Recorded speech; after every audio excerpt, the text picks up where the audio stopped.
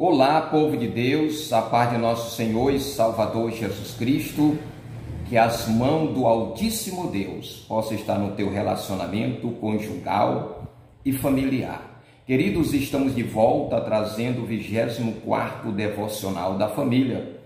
Hoje nós estaremos com um texto bíblico da Palavra de Deus pronunciado pelo próprio Jesus em Mateus, capítulo 5, verso 28 e 27 e 28. Leia conosco aí na sua Bíblia. Mateus 5, 27 e 28 diz assim: Vocês ouviram o que foi dito, não adulterarás. Mas eu lhe digo, qualquer que olhar para uma mulher para desejá-la, já cometeu adultério com ela no seu coração. Certo jovem chegou para mim e disse: Pastor, no tempo da lei era muito severa, a lei era muito severa, a graça é melhor. Eu disse para ele que a graça é severa, às vezes, muito mais do que a lei. Por exemplo, nesse contexto, nesse momento aqui em que Jesus está citando uns dos mandamentos que é não adulterar, ele acrescenta outra coisa junto ao mandamento. Ele diz: olhar para uma mulher para desejá-la, já cometeu adultério no coração. O comentarista ele diz algo interessante. Longe de anular este mandamento, Cristo o intensificou, incluindo como adultério muito do que não é apenas tolerado, mas justificado por nossa sociedade permissiva. Na sociedade, nós estamos observando os filmes, as novelas, divulgando, fazendo apologia ao adultério. O adultério está se tornando normal, na sociedade. E, infelizmente, nós temos observado que já pastores, cantores, já estão aí no terceiro, no quarto casamento. E provavelmente, ou ele adulterou, ou ela adulterou, um dos cônjuges adulteraram, e aí não veio o perdão. Agora, algo interessante é que ele diz, semelhantemente, ele incluiu o pensamento maldosos, não apenas o ato. Veja que em cima ele diz assim: vocês ouviram o que foi dito, está falando do mandamento, não adulterarás. Esse aí é o ato. É a prática, é quando o homem ou a mulher se deita com alguém que não é do seu relacionamento conjugal devidamente casado. Agora, veja que ele coloca aqui, dentro do mandamento, ele amplia um pouco o mandamento, já para dificultar muito mais ainda, ele diz: mas eu lhe digo, qualquer que olhar para uma mulher para desejá-la, já cometeu adultério com ela no seu coração, ou seja, o ato, mas também os pensamentos maldosos. Preste bem atenção. Para entender a profundidade e o novo sentido da palavra de Jesus, precisamos entender que havia naquela época a ideia de que sedução de uma mulher solteira ou de uma esposa não judia não era considerada adultério.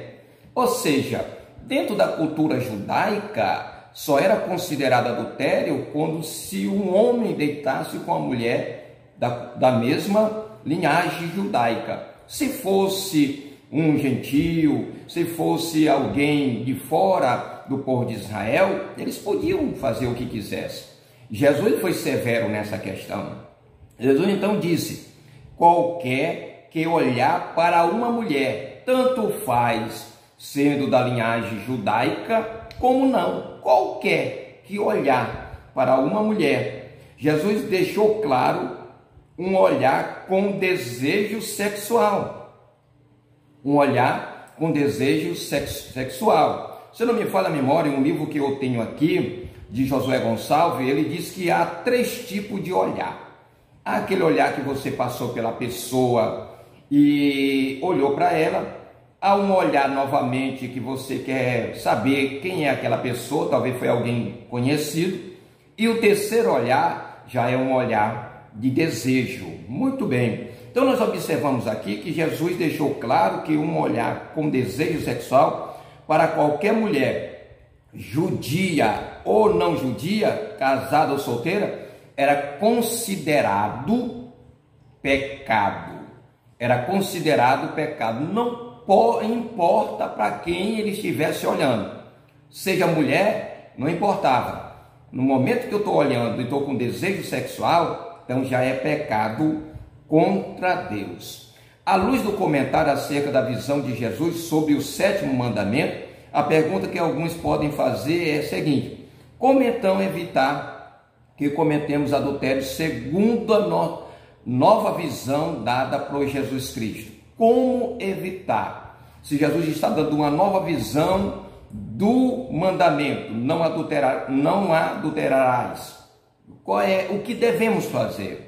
Aí ele coloca aqui algo interessante, porque como fazer? É importante frisar que há distinção entre tentação e pecado. Há uma diferença entre tentação e pecado. Jesus foi tentado em tudo, mas não cedeu a tentações. Jesus foi levado para o deserto pelo Espírito Santo de Deus e foi tentado em tudo, mas não cedeu à tentação.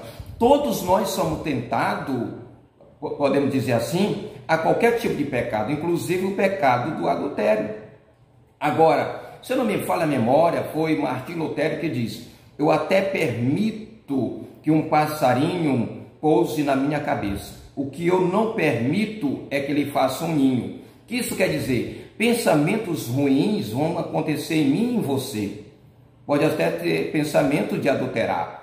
Porém, o que nós não devemos permitir é colocar em prática. E no meu pensamento, quando eu estou com um pensamento ruim, seja do adultério ou outro pensamento que possa fazer com que eu peque contra o Senhor, eu imediatamente no pensamento, sem pronunciar a palavra, devo pedir perdão a Deus. Então nós precisamos ter muito cuidado com isso. Jesus foi tentado em tudo, mas não cedeu à tentação.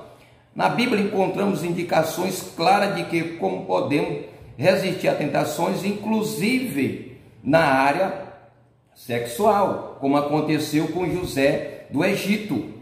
A mulher fez de tudo para deitar com ele, mas ele fugiu, ele correu. Veja uma coisa interessante, a Bíblia diz que nós devemos resistir ao diabo. Da mulher, nós devemos correr.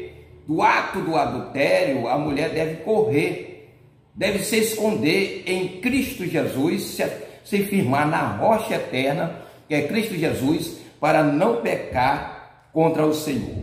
Viver em comunhão com Deus é uma base da pureza sexual, fora e dentro do casamento. Preste bem atenção. Não bote na sua cabeça que você é autossuficiente, que você é capaz, pelas suas próprias forças, em vencer os desejos sexuais, os impulsos sexuais. Não faça isso. Coloque-se diante de Deus na sua fragilidade, busque a Deus, busque ao Espírito Santo, ore, mas sempre esteja vigilante. Lembre-se que quando se fala da oração, em primeiro lugar vem a vigilância. Vigiai e orai para não cair em tentação. Na verdade, o espírito está preparado, é forte, mas a carne é fraca. Lembramos que temos duas naturezas, uma divina e uma adâmica, e ambas lutam dia e noite, ficam se degradando. São dois leões dentro de nós se degradando diariamente. Aquele que nós alimentarmos melhor é o que irá vencer. Qual é o leão que você está alimentando? É o espiritual? Tenha convicção que você vai vencer todos os desafios da vida debaixo do poder do sangue de Jesus. Até o próximo encontro, se o Senhor Deus nos permitir.